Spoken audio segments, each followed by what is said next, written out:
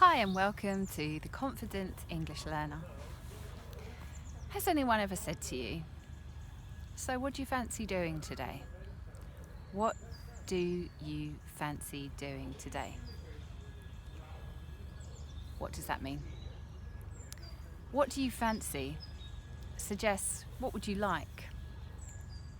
So it's very often said in ways like this in England.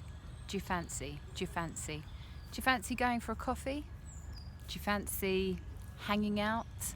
Do you fancy going to the cinema? Do you fancy getting lunch? It's a very natural expression.